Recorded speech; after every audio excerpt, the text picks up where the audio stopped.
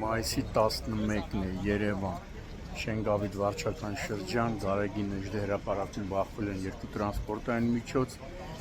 վթարի հետևանքով երկու տրանսպորտային միջոցները երթևեկելի գոտից դուրս են եկել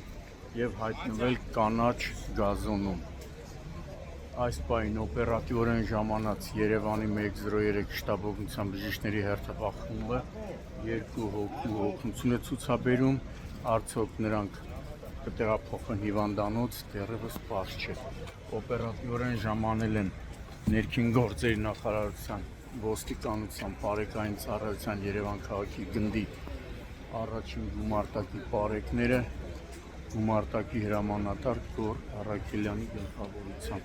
Այս պահին պարեկները պարզում են ավտոմեքենաների սեփականատերերի և վարորդների, ինչպես նաև շտաբօգնության բժիշկների կողմից օգնություն ցուցաբերվող քաղաքացիների ինքնությունը։